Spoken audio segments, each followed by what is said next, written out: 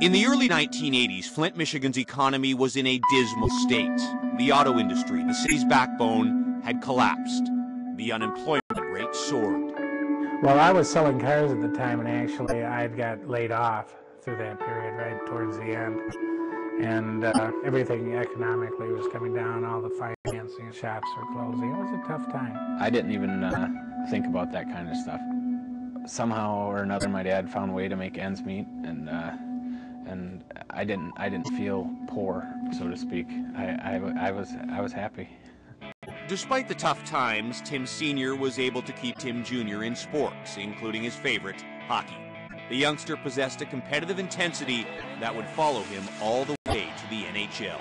It's just always been that way. Like, if I was playing catch with a football with my dad when I was a kid and he happened to throw it, there was a tree in my way, I was just going to go through the tree to get to the ball. But, you know. At 7 years old, Tim was a standout talent, playing on a competitive regional team that frequently entered tournaments all over Michigan and southern Ontario. However, the cost of keeping Tim in competitive hockey was a great challenge for his parents.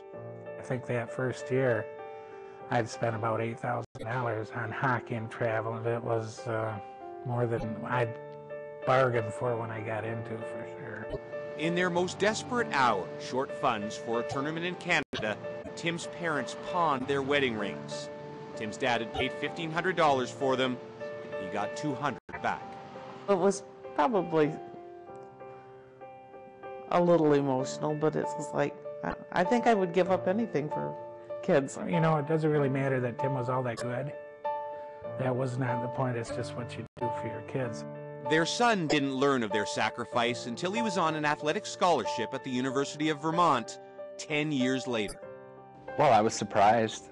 You know, I think it really hit home as I got older. You know, as a 19 or 20-year-old kid, sometimes you don't realize the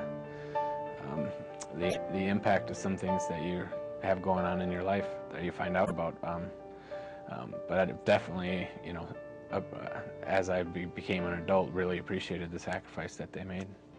These days, life is a dream for the Thomas clan. Tim's parents live in Boston, they have their own business, and Kathy has a replacement ring.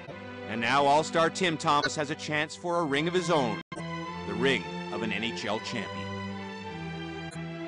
I've envisioned in my head, you know, taking the cup back to Flint. I hadn't thought about the symbolism of the ring, and I don't think I'm giving it to my dad. Sorry.